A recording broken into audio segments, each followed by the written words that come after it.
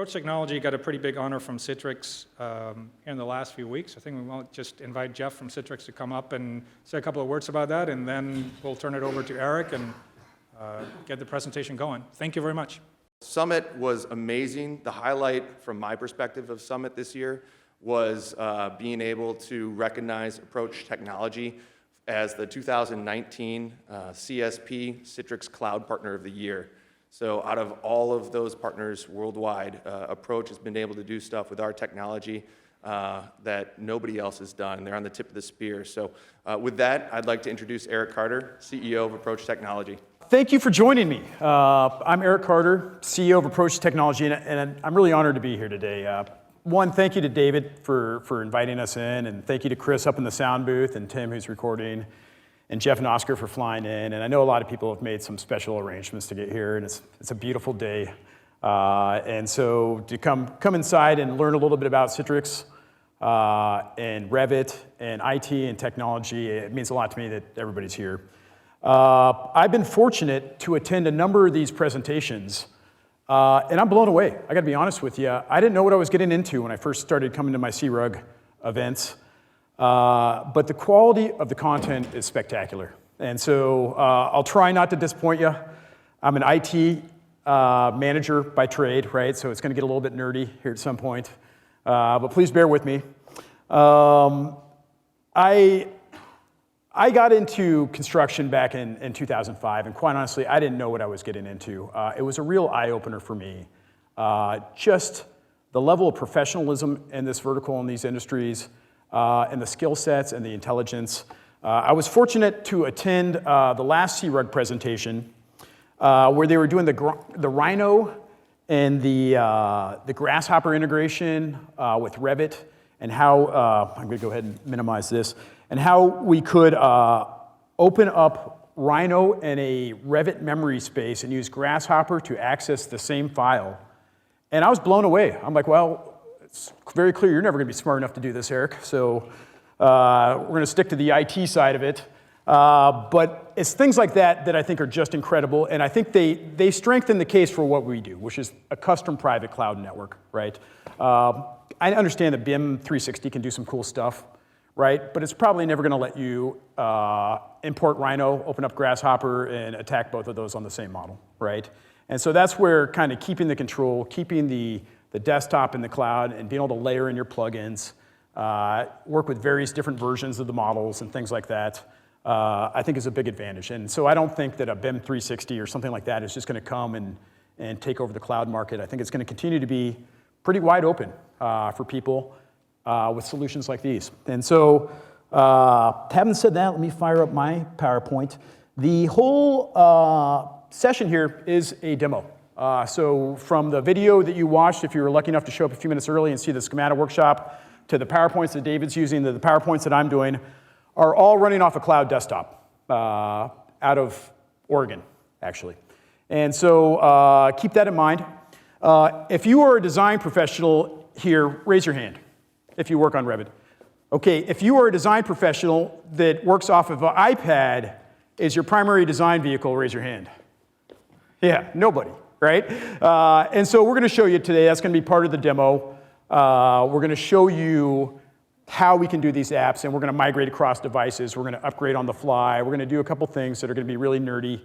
My goal here is to discuss where we come from, how we got this start. I've been in AEC for 15 years, since 2005. And I think my story is going to be relevant to you because it's a construction story and it's a local story, and it's about helping people work faster and more productively. And I think everybody can get into that. I got my start in 2005 when I was hired by W.G. Clark Construction. And I try not to roam. I actually naturally roam around a lot, but Tim's got me kind of married to this to keep everything in camera. So if I stray too far, please rein me back in. But I was hired in 2005 through W.G. Clark, and I didn't really know what I was getting into with respect to construction. It was a real eye-opener for me at the time. Back then, W.G. Clark had 3 job sites, and they were connected up via a typical kind of VPN architecture, right? And so the 3 job sites at the time had some real trouble staying connected. They were using all different firewall manufacturers and things like that. There wasn't a lot of hegemony, a lot of standardization across the process. And we were able to come in and clean things up pretty effectively. And W.G. Clark was able to scale up, take advantage of their opportunity in the industry, and they went from 3 job sites to 25 job sites. Some of you might know us from our sister company. So I don't know if many of you have heard of Approach Management Services. They've been around for 25 years. They focus on workmen's compensation, L&I, and safety training. And their premise is simple. You know, if you're an architect, engineer, construction company, almost every single business in Washington to some extent pays L&I insurance to the state of Washington. And Approach Management's mission was to help organizations handle that burden and do it better, right? With the idea being that if they specialize on safety and they specialize on workmen's compensation and they specialize on the L&I process, they're going to be able to bring value to other organizations that don't. And so that's kind of what they did. They extended themselves in the AEC industry by providing those services. And Approach Technology was found very much with the same goal, with an IT focus. The idea is that our focus is IT, and it's doing application deployment and delivery as well as we can. And I'm guessing that for every other organization in here today, IT is not your #1 core focus, right? Most of you are focused on the design, the build, and the things like that. And so our organization is here basically to serve others in AEC and help drive through specialized IT services that can enhance your performance, reduce your cost, empower you with mobility. Working with W.G. Clark really afforded us an opportunity to try out some kind of interesting new concepts. We were able to scale them up, and this is kind of what their architecture looked like at the very beginning when we first got started with them. And so this is what I would call a traditional IT framework. In this model, what we have up here is the corporate headquarters, right? And it's connected to the internet. And then this is pretty typical for general contractors. A lot of general contractors have this exact same architecture today, right? They're running stuff out of the corporate office. And then a general contractor is a lot different than an architect or engineering company. They have a tremendous amount of people in the field, right? Typically, a GC is going to have 80% of their labor force is going to be in the field, right? And that's what we have out here in the field. And in the traditional IT architecture, people are storing their files up here in the corporate file system at the corporate network office. And then the people in the field are dragging these down, right? So they're VPNing up, they're encrypting this data, and they're dragging it down to the local machine, right? And it can work okay, but in construction, we typically work on pretty large documents, right? And at W.G. Clark, when I came in, we cleaned up this. We were able to establish a solid, stable platform. But even once we scaled up, especially once we scaled up to 25 job sites, the user experience in the field was never really as good as I felt like it could be, right? And I think a lot of people, whether you're an architect, or whether you're an engineer, or whether you're a GC, a lot of people feel that way, right? Most architects today I know of, they've got to drive into the office to get on their mega workstation, to get on their mega file, and if they try and work in any other arrangement, they're facing a performance hit. They're facing a compromise of some sort, right? They're either dragging the file down to a home computer, waiting for it to download, and then other people can't work on it, right? And so there's a number of different components that make this model problematic for architecture, engineering, and construction. And so we were able to kind of resolve it through a cloud architecture, but it took us a while to figure it out. What I struggled with was lethargic network performance, right? And this is Peter the Python. I don't know if you're familiar with the pig and the python concept, right? But the idea was that, you know, Johnny at the local construction trailer could try and pull down the latest Bluebeam file, right? And when he does that, he's sucking up the bandwidth for everybody else in that office. He's also sucking the bandwidth off the corporate network. And it's very easy for people to congest the network in this traditional model, right? And then you're trying to figure out, do I increase my corporate bandwidth? Do I increase the job site traffic bandwidth, right? Is it people working from home? Is it people working on other devices?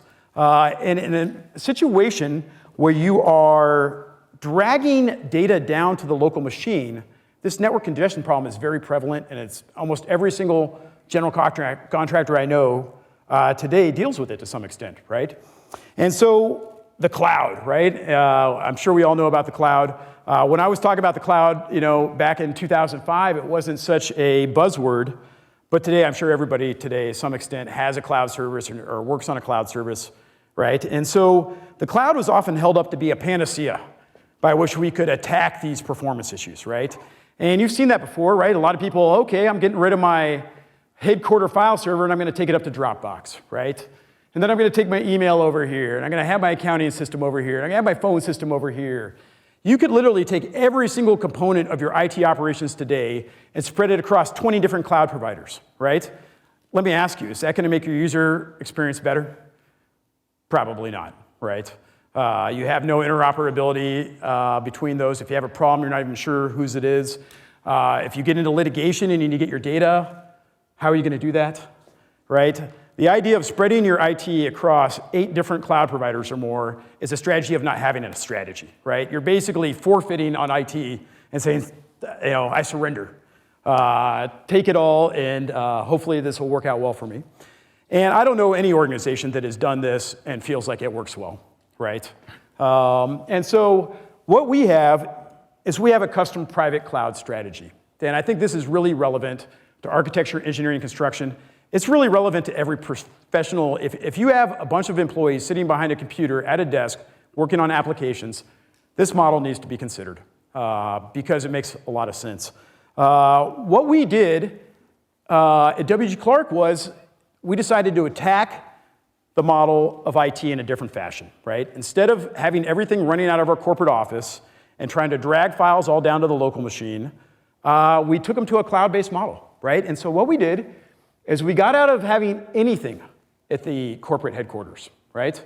We don't have servers there, we don't have storage, we don't have backup, we don't have any IT equipment other than the PCs and the printers that people are working on, right? And instead, what we did is we took it all up to a data center, AKA the cloud, right? And that's what you have here on the right. And so not only did we take all of the IT server infrastructure, the accounting platform, the file server, the project management, the Primavera, right? Not only did we take all of that to the cloud, but here's the kicker. We took all of the user desktops to the cloud as well, right? So it used to be in the traditional model, if you're this person working out in the field, you're dragging internet all the way across the internet down to you to open it up here. Maybe you're working on it 30 minutes, you close it down, you open up Bluebeam again, and suddenly you're dragging it all back down again, right? Well, in our model, these people simply connect into the internet to their desktop up here in the cloud, right? And I can scale each one of these desktops with the GPUs, the CPUs, and the memory needed for that specific user, right? And then when that user wants to access file content, it never has to leave the data center, right? This desktop talks to this file server at 10 gigs on an internal network, and it's extremely fast, right? And then all I do is I push the pixels down to the end user device that change, right? And so this opens up a whole bunch of options for an organization. One, they have all their data, right? Everything is self-contained. You can have a consistent backup and DR plan that is entirely self-contained, and it's going to be a lot easier to articulate and pull off and make happen than if you spread your resources across 10 different cloud providers, right? There's a lot of really cool things we can do in this model. I think some of you probably saw the Schemata workshop video that was playing when you came in, hopefully. They are a local architecture firm. They made the move to this model 4 or 5 years ago. They are now in the 2nd generation of this model. And this is how they operate, right? So they run Revit, Bluebeam, everything out of this model, okay? They don't have any server equipment on site anymore. And so it allows you to do a couple things. When we rolled this out for Schemata, for instance, we were able to build an image to deploy to their users that was specific on their software. And so we had an install matrix that said, for these 4 people, they need AutoCAD 2016, 2018, Bluebeam 2020, and whatever, these 3 other apps, right? And then other people had different software applications. And so we were able to build images and then quickly deploy those out, right? And turn them up for people. And it's very nice. Then if they mangle their image, let's say they install a plugin that doesn't work or something like that, boom, we can roll them back and have them back to where they were very quickly, right? And so, whoops, my clicker sometimes works. And so this IT strategy. We call it the custom private cloud strategy, and we feel like it is very applicable to this business. But it wasn't always applicable to architects and engineers. So we started kind of doing this with W.G. Clark. It worked out really well. They asked us to take their sister company that I mentioned, Approach Management, to this same model. I did that for them, and then we decided there was an opportunity out there to take this same model and extend it to others in architecture, engineering, and construction. And so we formed Approach Technology in 2009 with the idea that we were going to take this same model and help liberate architecture and engineering and construction professionals to work at the speed of thought. That's our goal, right? And so when you sign up for our service, the idea is you can work anywhere on any device with really exceptional performance you expect from a workstation, right? And then you have a very consistent user experience, right? So in this model, whoops, I did it again. In this model, you can work off any device because you're decoupling from the local hardware, right? And so it makes it very easy to work on an iPad, a Chromebook, any of these devices. This is Superintendent Dean Kleagle's laptop that was deployed in 2009, right? This is running a Core Duo processor, right? You have to go back in time to understand what a Core Duo processor was, but those things are ancient, right? This should not even be able to fire up anymore. I discovered this just a couple months ago when we were looking at our hardware manifest, and I saw that we had a laptop out there that was 11 years old. It was coming up on its 11-year anniversary, right? Would any of you like to try and do Revit on this, right? Probably not going to work out really well, right? But if you're doing it in the cloud and you're pushing pixels down to this device, this is still working, right?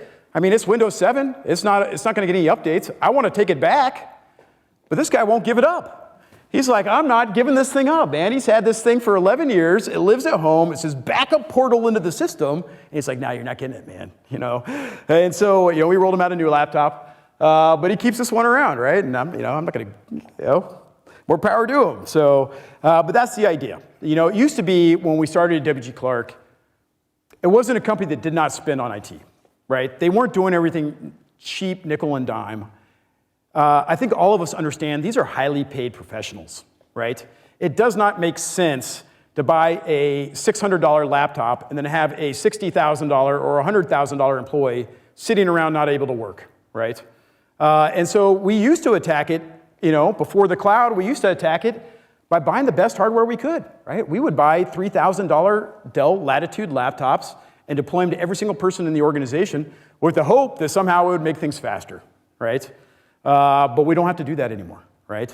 And so the hardware you have will work on our platform, right? It's got to be able to handle the pixels. You got to be able to push, screens. It's got to be able to map across your monitors, right? But other than that, the processing and the heavy lifting happens up at the data center, right? And so it's kind of like we've gone back full circle.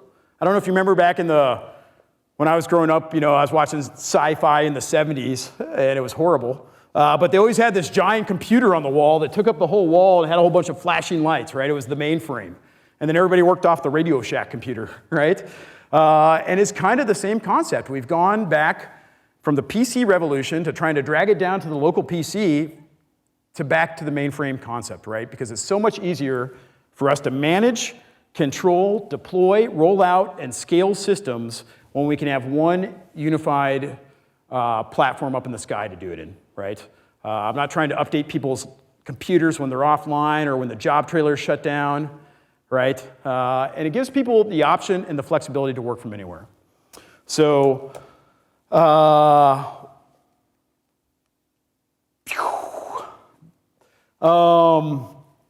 this is why. If we look at the nature of IT, it used to be that you could kind of drag down information to your local machine pretty easily, right? But we've seen some things change. When was Bluebeam released? 2003, right? Now you could quadruple the size of your PDFs very quickly. Starting around 2004, with, I think Autodesk released its first BIM white paper in 2002, people started building in 3D, right? And design documents started growing in size. And iPhones started coming out, and suddenly people were taking 4 megapixel pictures on their phone of some, fitting or footing on a construction project, and it was like 10 gigs, and they'll send it because they don't care, right? They're going to take the picture, they're going to send it, right? And so what we've seen over the course of the 21st century is a massive explosion in traditional data sizes. Every single version of Office comes out, seems to double the size of my Excel and Word documents. And so starting around 2004, it started becoming much more efficient to push pixels. And that's what we're a big believer in today, right? The idea that you're going to try and drag down every single construction document to your local machine to work on it, we don't feel like it makes sense anymore. This is all wasted bandwidth, right? And this is not getting better. This is exponential. This is hockey sticking, pucking away from us, right?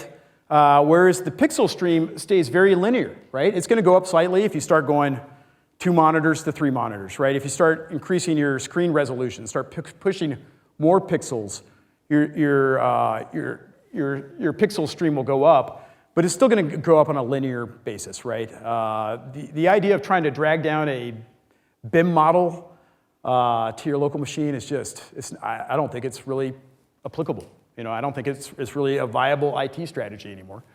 And so that's really why we're big believers in Citrix. We feel like when you look at the technologies that are out there for this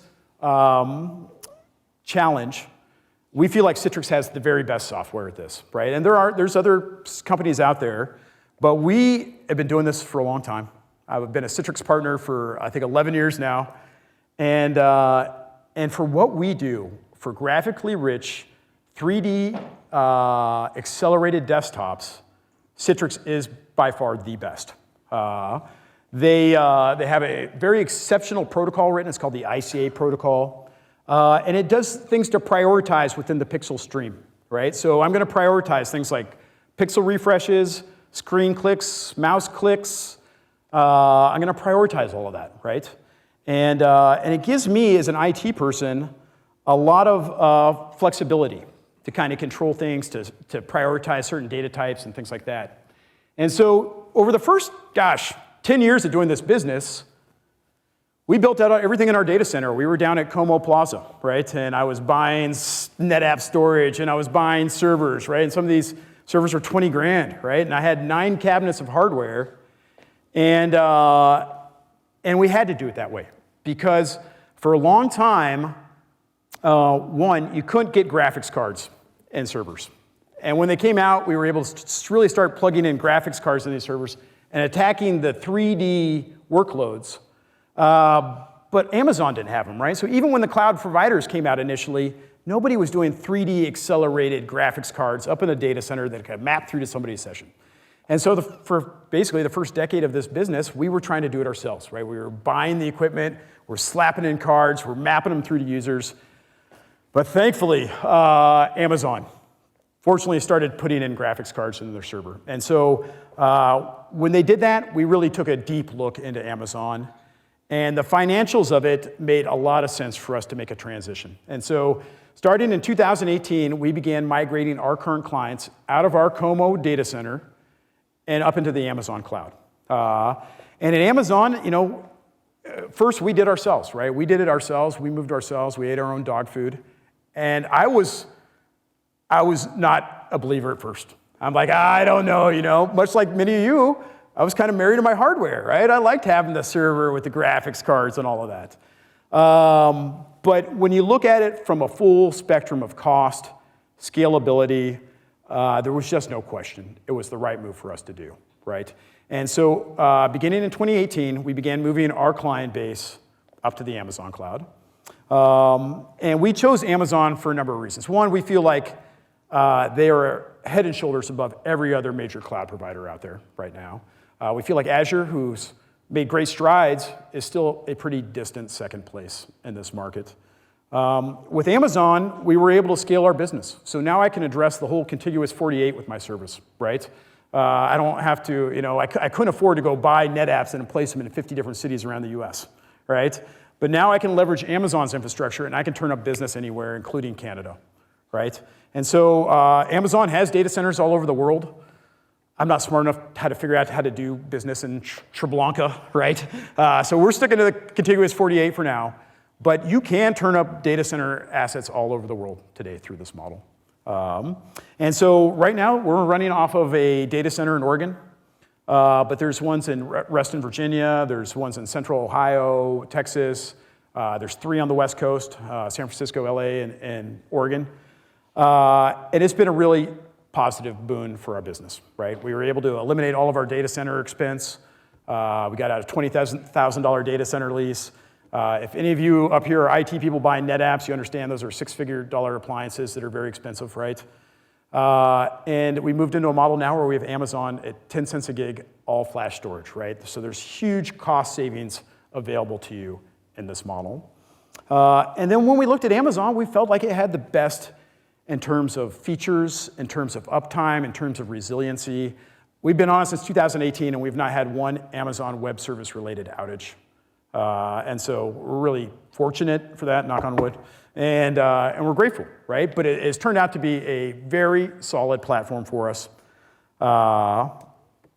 And so what I want to show you is some of the hardware options you have, right? And so the client that you saw earlier, Schemata Workshop, was working off of the G3 series lineup through Amazon, which had the Tesla M60 card in it, a very powerful piece of video hardware.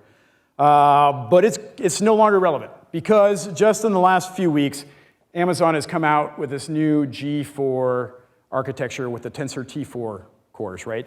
This is 4 generations newer than this is the Tensor T4 generation, and it's 4 generations newer than the Maxwell generation. And so I've got some benchmarks to just kind of show you the mind-bogglingly difference in performance that you see. But keep in mind, we have clients today that are still running on this G3. And we're beating out a couple things on testing it. But the idea here shortly is I'm going to be able to circle back to Schemata Workshop. I'm going to say, hey, if you're design professionals that are working in this model, we can upgrade everybody. We can upgrade everybody in your organization. We can upgrade to pretty quickly to this newest version of hardware. And we're going to reduce your cost when we do it, right? Because the G3, and you can kind of see these are the options up here, but the equivalent G3 they were on was priced at $1 an hour, right? So think about that. In your environment today, can you upgrade to faster hardware and cut your cost? No, right? You can't. And so how many of you are on RTX cards today with the real live ray tracing, the RTX ray tracing, right? I don't blame you. They're very expensive, right? Can you afford 71 cents an hour? Okay.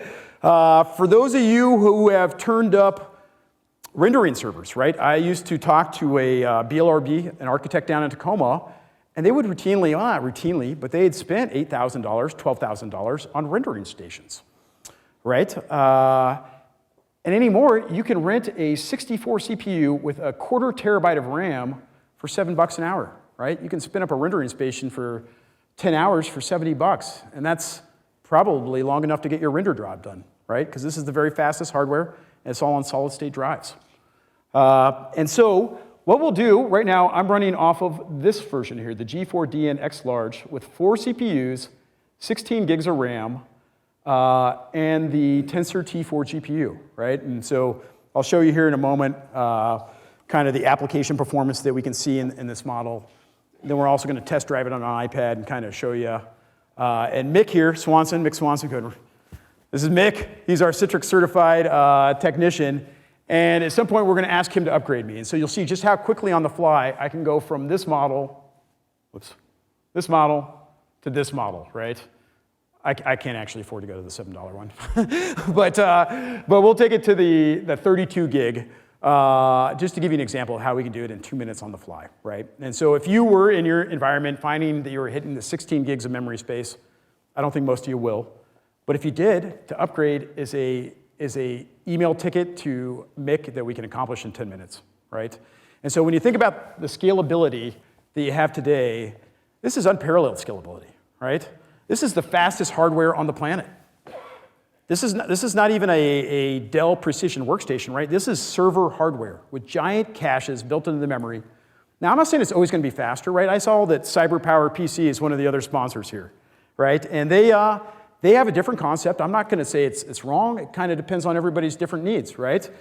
But there's a lot of different ways to attack performance in this model. And you can buy a $5,000 workstation, And you can overclock that processor, right? Because Revit only uses one thread of your CPU, right? And so if you really want to jack up the performance, that's your option. You buy a piece of physical hardware, you overclock that processor to as fast as it can, and guess what? You're now stuck with a $5,000 workstation that runs at the surface of the sun temperature that you voided warranty on, that you have no mobility with. What are you going to do? Are you going to pick up your giant 50-pound workstation and carry it with you to the park when you want to work and take it with you on the sailboat? No, right? And so I'm not saying we have the very fastest platform you can get, right? There's something to be said for that super powerful workstation. But if you want mobility, this is the solution for you, right? There is no other solution, right? Are you going to drag your file down and nobody else can work on it while you're off on the boat? No, right? And so if you're a one-person shop, maybe having that powerful workstation makes a lot of sense. If you're a 3-office architecture firm with offices in Portland, Seattle, and Vancouver, and you're trying to build up IT services at each one of these sites, and people still can't cross-pollinate and work on projects from one site to another, this model makes a lot of sense for you, right? Because you can consolidate everybody into a single environment, and everybody can work on every project with the same degree of performance and skill. And so these are kind of the options that we have, but I was really encouraged and pleased when I saw the G4 lineup come out and the price going down, right? Because that is a huge trend. If the G4 came out and the price was 50% higher, that'd be really discouraging to me, right? Because that's not a positive tailwind to my business model, right? But the idea that the hardware is getting faster, the costs are coming down, and they're married to services like 10 cents all-flash storage and the ability to back up your entire environment and disaster recover it over to another Amazon data center 4 times a day, right? You can have backups every 6 hours. This is a really powerful enterprise scalable model. Here's some benchmarks we did. So just kind of give you some comparison. I don't know if anybody here done the Red Turbine demo? It's a pretty popular benchmarking app. But on the left, we have the G3 with the Tesla M60 that I mentioned. This is the version that schematics on today. And these benchmarks are great. These are not bad benchmarks. But to give you just some concept of how the newer G4 architecture with the Tensor T4 cores is, you can see they just, higher is better, obviously, in case anybody didn't figure that out. But the new hardware is, in most cases, twice as fast, in some cases up to 4 times as fast, is what we're seeing on the Tesla M60, which is itself a multi-$1,000 video card, right?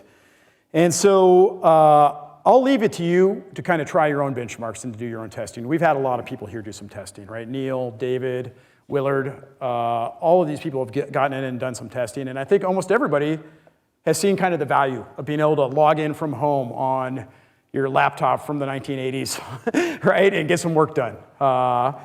And so tips for tuning Revit performance, right? And these are the things that I think you might want to consider when you're thinking about how do I get the most productivity out of my Revit, right? I'm sorry if you thought I was going to show up today and point you to some secret button you could push in Revit to increase your turbo performance, right? It just doesn't exist. But there are ways that you can increase your performance. And so one, we're a big believer in pushing pixels, right? Don't try and work on a Revit model across the WAN over a VPN. It's not going to work. It's not going to be gratifying. So stay close to your desktop, right? And that's what we see in that cloud model that I showed, the custom private cloud. Your desktop is directly adjacent to your file server. They talk to each other at 10 gigs. And that's how you can get very, very quick model performance, right? When you click on something, it opens up. When you want to upgrade your models, right, it's going to upgrade very quickly. Know your app. And this is a huge part of it, right? This is a big component of it. Not all apps are the same, right? I mentioned in Revit how it's frustratingly tied to a single processor, right? It doesn't matter if you have an 8-core processor. It's going to use one of those threads, right? And it's very frustrating. But not all of the Autodesk products work that way, and certainly not all CAD and BIM products work that way, right?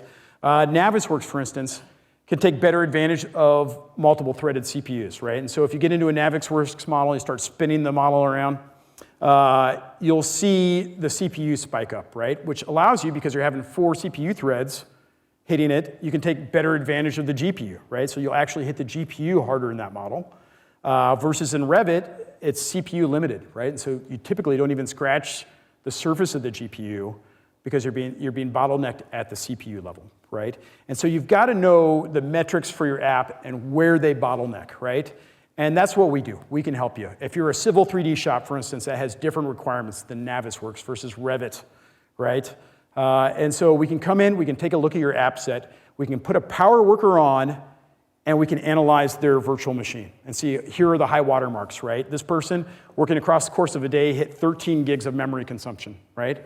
And that model, we know the G4DN is probably gonna work well for them, right? And so that's kind of what we can do. We can analyze through the demo process, take a look at your machines, take a look at your workloads, take a look at the size of your files, and help construct a custom private cloud that's gonna really be specific to your workflows, right? And so that's kind of what we like to do. We also tune the WAN, and I'll show you just quickly how we do that. I'm gonna bring up a console, in Chrome here. How many of you use Meraki hardware? Anybody? Couple? I see a couple, right? It's a great solution. It's made by Cisco, and it was originally built for school systems, and because of that, I think they built out a really nice graphical interface. But they make a very nice product that gives us a ton of visibility. When we first started with this model, I would have issues. I would have one client. I'm going to take the client I'm thinking of is Pincer North America. They're an insurance company. They have offices in Lacey. They have offices in the Tri-Cities, at the Hanford Nuclear Reservation. They have offices in Alaska, right? And we would get calls occasionally from the office on the Hanford Nuclear Reservation, right? On the Hanford Nuclear, you might be surprised to find out you can't just order internet and have it run out to the Hanford Nuclear Reservation, right? And so you have to work with a very limited set of providers. And they were bandwidth limited, right? And they would call us and they would be like, gosh, Eric, this is Patty from the Hanford Nuclear office, and your cloud performance is horrible today. I don't know what you're doing, but you need to crank up the speed, right? And we would talk to somebody at their Lacey office, and they'd be like, no, your cloud's running fine. We're all fine here, right? And we'd have to try and explain to them, look, we don't have a throttle for Hanford that we turn down and one for Lacey that we turn up, right? It's all the same cloud. It only runs at one speed. And so if you're having issues with performance, what you've done is you've kind of traded out your hardware issues for a network, right? And so when you're pushing pixels across the internet, it's very important that we provide the right bandwidth, we scale that bandwidth appropriate for your business, and we make sure you have enough bandwidth to push that pixel stream down, right? And so before Meraki, we had a hard time with that, right? We couldn't tell who was using what bandwidth in the office and what was going on there, and why one office was tapped out and another office wasn't. And so W.G. Clark, my client, is here. I'm going to use their corporate office as an example to just kind of show what it looks like, right? And we're not going to dive into what people are doing. We're not going to get Big Brother-esque and go too deep, but I just want to give you some concept of how managing the network becomes very important in this model. And so this is the W.G. Clark corporate office, right? There's probably 60 employees maybe working out of that office on a daily basis. And this is the firewall, right? So it gives us some very good visibility to come in and see how much bandwidth they're using on a daily basis. We can take a live look at it, and we can see exactly where their live traffic is, and then also look for various problems, right? And so what you see at the very top is their bandwidth spiking up and down as people use it. Then you see the latency. The latency is how much time it takes to get from one point on the internet and back, right? And that's extremely important in our model. You want to make sure you have very low latency. If I turned up your desktop in New Delhi, India, and you tried to work on it, you're going to have a ton of user issues, right? It's going to be slow. It's going to be staggered. You're not going to have that quick fidelity, really responsive user experience, right? And so latency is an important component that we measure and check a lot. If somebody in our platform is having an issue, one of the first things we do is we jump out to Meraki and see what's going on with their network, right? If you have Comcast has been great in Seattle for the last couple of years. I don't want to beat them up, but it hasn't always been that way, right? And you could come in at some points and you could see latency going on, or you could see packet loss, right? And so this device really gives us the ability to see into a network, understand what's going on, and then we can also see what's going on in the client list, right? So I had a client reach out to me from the Alaska office just recently. She's like, our performance isn't as good as it normally is. What's going on? Well, we were able to look And lo and behold, the person who actually opened up the support disk ticket, her cell phone was the third highest user out of like 17 users, right? So I don't know what she was doing on her cell phone, right? That's not my business. But nonetheless, it probably wasn't work-related, right? And so if you're a bandwidth-constricted operation, you probably don't need to have everybody jumping their cell phones on your network to do those things, right? And so with the Meraki, we're able to see, some really important metrics. This big green section over here, that's secure web traffic. So that is the HTTPS traffic of Citrix, right? When I see this, I know that 75% of this network's traffic is Citrix related, right? And then I can also see the other stuff, right? So there's a little Microsoft, a little social web, YouTube. This actually looks really good. These people are down to business, and these people are working hard. If you come in here and you open it up and YouTube, it takes up half this pie, right? Then you know you got a problem, right? And so maybe you go talk to Johnny and tell him, hey, do it on the lunch break. But it allows us to see kind of what users are using it, who's using the most bandwidth, how they're using it, and things like that. And so that's an important piece to have. If you've moved to this network, you need to have the visibility to understand your network, make sure it's scoped out properly, understand who your power users are, trouble users, and things like that. And so I just wanted to kind of showcase that piece of it. Let me just finish this one slide real quick, and then we're going to turn it over to David to do a little test drive. Bandwidth, obviously you got to have bandwidth. One of the nice things in this cloud model is each desktop is connected to the internet at 1 gig, right? So I can fire up in my model, and I'm just going to do a basic speed test. This is running out of my desktop up in the cloud, right? So I don't know what internet speed you have at home, what internet speed you have at your office, right? But when you're running out of the cloud, you have access to 1 gig, right? Because everything is fiber out of that data center, right? So when you want to transfer files, move things up and down, you can do it at really tremendous speeds. Couple other things we do, we reboot your desktop every night. We do a clean update on it every night, right? So you're always running on the latest updated hardware with a fresh reboot. We preheat your desktop, so when you come in at 6 in the morning, we preheated them up so you can quickly log into them. It's not like you have to wait for that virtual machine to boot up. And then we also suppress notifications, right? That's one of the things I'm really big on. It's a new focus of mine, but I hate having pop-up ads, right? We get besieged all the time by Outlook and Facebook and other apps trying to intrude into our mental space. For the first time last week, I used the Do Not Disturb button on my phone, right? I've never used it before, but what a joy it was. And so if you want to be productive at Revit, you also have to make sure you understand you're setting yourself up in an environment to be productive, right? Don't have a lot of distractions, don't have a lot of pop-up notifications, things like that. If you need help, we can help you suppress those. So having said all that, let's go ahead and have David do a little test drive of the actual hardware here. Sorry, I don't mean to take over, but I'm fluent in nerd. Yeah. And I want to translate a few things for our audience please, thank you. that are more maybe Revit. And I say that with all the affection in the world, of course. I just want to make sure that it doesn't get lost. I mean, Eric's presentation is very technical, and the IT managers in the room probably get this without any problem. But I want to make sure that it's not lost on everybody else. And I just want to make it very, very clear that I've got no business relationship with Eric or approach. It's just, as our relationship with SeaRUG has flourished, I've gotten to test this out and gotten to do some things that have kind of piqued my interest a lot. So I offered myself to kind of drive some of the software side of things. And I just want to kind of make sure that everybody understands when Eric means this is running in the cloud. The cloud is a fancy way of saying somebody else's computer someplace else other than here. That's really all that the cloud is. So this is a Microsoft Surface. I don't want to lift it up too much because I don't want to unplug it. Not very powerful, not very compelling. And this mouse doesn't have a middle mouse button, so you're going to have to bear with me navigating through Revit. But I want to show you something, just so it's clear. This is the Surface. This is local here. This has nothing in it other than Camtasia running right now, recording this and pushing to this projector over here. This is a super high power computer up in the cloud that it's completely seamless. I can completely just look into it, and I'm in a different computer now. So that's what Eric means when he says this is running in the cloud. So this instance of Revit up here is running on a very powerful computer, and I've got a huge model courtesy of Lana Galkenauer here and McDonald Miller, and the Surface would not be able to do this. right? And this is a really, really large model. I would not be able to come in here and do this kind of thing with this sort of fluidity on a surface.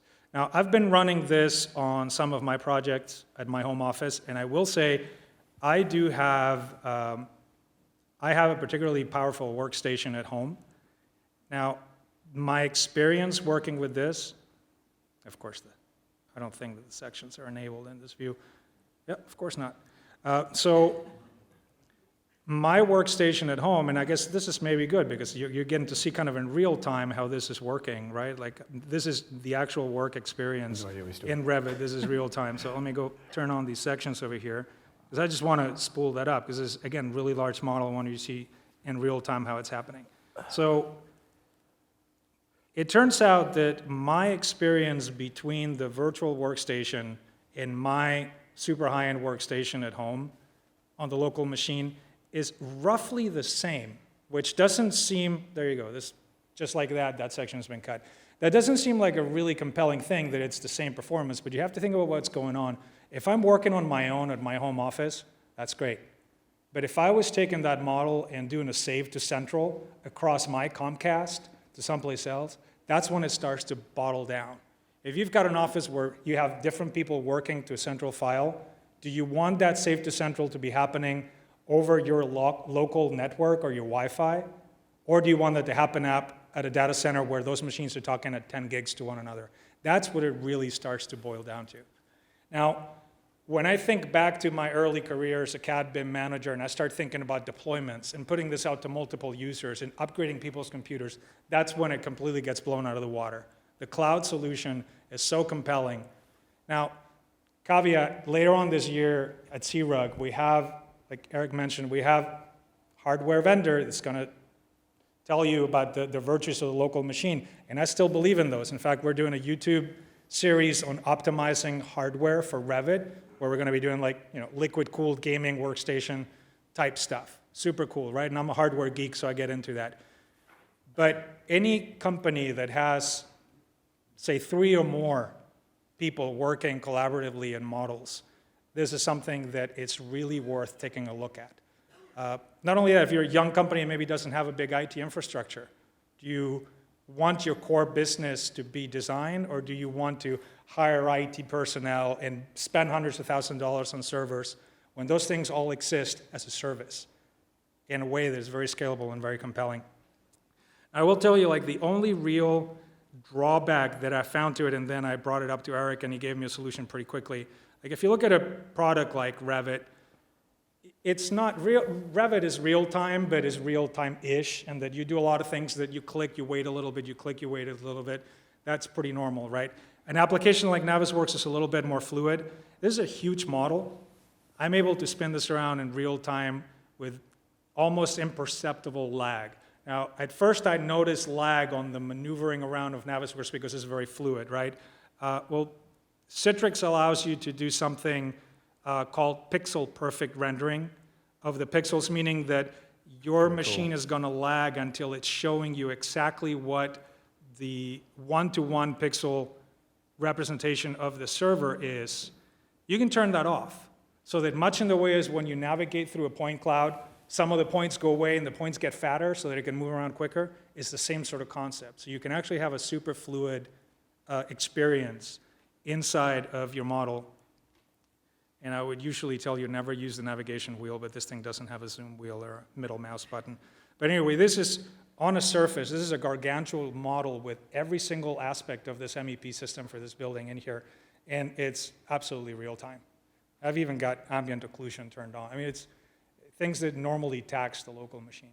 So Thank you, David. don't mean to hijack. I just wanted to get to that. I wanted people to actually see this. Now, I don't know if you'll have time, but this was running on a machine that's got 16 gigs of RAM, and I think you wanted to show kind of like on the fly how to turn 32 on and actually do this exact same thing on an iPad, because you're no longer tied to a device. You can look at this with any laptop. Now, at home, of course, I've got 2 4K monitors.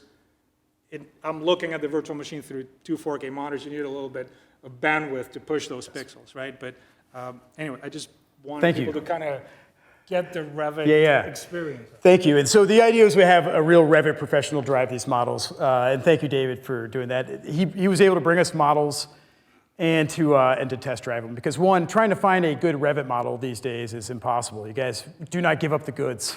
And so I've got models from like 2016 and things like that. But I appreciate David and Lana being able to offer some really new, relevant models.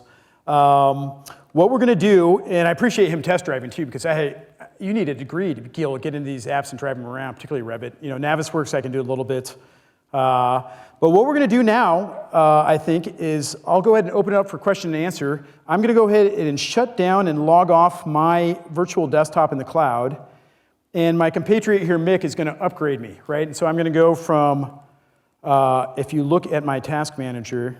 Leave Camtasia running on this because it'll record the audio, and that way I can sync up to your. Got it. And so if you see right now, I've got 4 CPU threads, and you can see I'm using about 13 gigs of RAM. And so what we're going to do is we're going to double that. We're going to go to 32 gigs, and we're going to do it in 2 minutes or so. It does take a server reboot on the back end.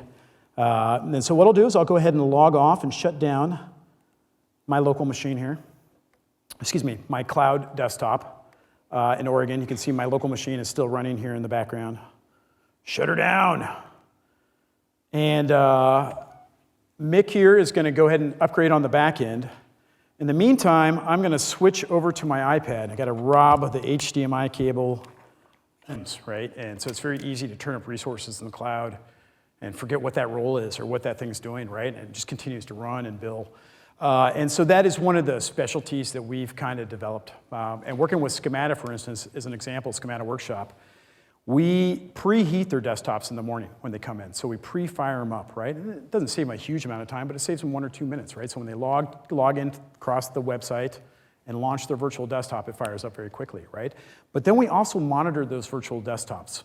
And so if we don't see anybody log in by 10 a.m., we shut that resource back down again, right? We assume that person is gone for the day, maybe that appointment or whatever. They can still fire up that desktop anytime they want, but it's just like a desktop that was powered off in your office, right? You got to hit the power button, you've got to wait for it to boot up, and it can take a couple minutes, right? But it's always available to you, anytime you want, right? We just power down resources that are otherwise idle. And then what we do is at around 3 o'clock, and we can adjust every one of these policies specific to your operations, right? But typically what we do around 3 o'clock is we start looking for idle sessions. These are sessions where nobody's had any input in the last 30 minutes, right? And eventually what we do is we'll disconnect those sessions, and then we shut them down, right? Until they fire up again on their next cycle. And that's how we address that. The idea is to try and keep those costs really reduced. And so in working with Schemata, we were able to actually tune about 20% of their Amazon infrastructure costs further reduced through that policy type assignment.